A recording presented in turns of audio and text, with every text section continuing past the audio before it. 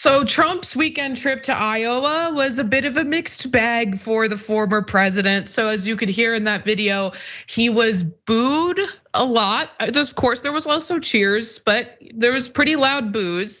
Although that some supporters of his have put out edited video of the footage to try to make it sound like it was only cheers, which I think is very, very funny. But yeah, it wasn't quite a reflection on the reality of the weekend. But what is this banner that flew over the stadium. I was watching the Iowa football game. It says, "Where's Melania?" And discussing a little bit of making a reference to the fact that Melania has been conspicuously absent from the campaign trail, although anyone who's been paying attention to their family a little bit for the past 6 or so years knows that she's not exactly fond of her husband. So another thing that happened in Iowa was this. I really don't know what it is. Dr. Fauci and Trump both wearing masks. I'm pretty sure it's an attack on Trump from the right, saying that Trump is pro-vax and pro-mask. But there they are. And so it was a mixed bag in Iowa for Donald Trump. I wouldn't describe it that way for Ron DeSantis. He had a bad weekend. Let's take a look.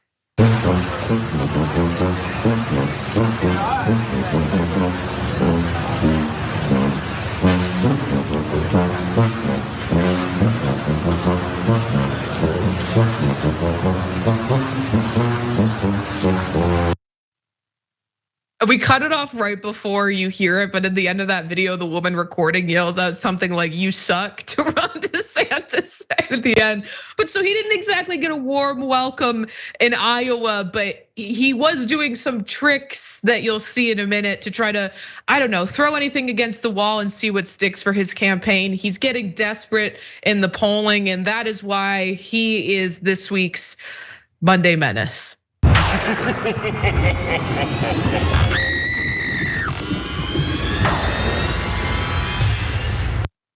I'm sure all of you haven't forgotten the exceptionally homophobic ad that Ron DeSantis's PAC Never Back Down released, nor probably have forgotten the ad that featured Nazi symbols that was released by his campaign.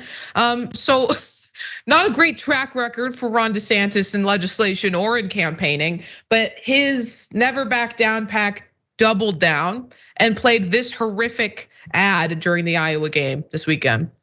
Why do liberals have to ruin everything? Pushing their transgender insanity everywhere. Cheerleading, your daughter's locker room, Sports Illustrated, even the Miss Universe competition. That was Donald Trump's doing. Can transgender women compete? Yes, Trump let biological men compete in his women's beauty pageant. Now look where we are. Enough of this crap. It's time to end the insanity. We're not gonna let you impose an agenda on our kids. We're gonna stand up for our kids. We're gonna make sure to do it right. That's what we're gonna do. Yeah. Ron DeSantis for president. Never Back Down is responsible for the content of this advertising. So I guess the pushback against his very weird and gross other homophobic ads didn't mean anything to his campaign that's being run by someone who's incidentally never run a campaign before, national, local, or otherwise. So they did this. And is it gonna work in Iowa? People who follow, primary politics for years would probably tell you that this is a dumb way to go. And the polling might suggest that that's also true, because let's pull up this caucus graph. Yeah, Trump is far and away gonna win the Iowa caucus. All right, he's gonna win the Republican nomination. It's set and done. Everyone else on that screen is running for a VP spot. DeSantis is not, because he has a very now fraught relationship with Donald Trump. So obviously he's in second here, with Nikki Haley in third and first choice votes, and Ramaswamy in fourth, with Tim Scott in rounding it out in fifth. But I mean, Senator Turner, one thing I'll say is, as a member of the LGBTQ community, I obviously the intense homophobia, transphobia that's been levied against us by people in positions of power like Ron DeSantis and state legislators is horrifying. But one thing that I take solace in is knowing that most people are not as grotesquely homophobic and transphobic as DeSantis, and that these types of ads don't resonate with them. In fact, they creep them out.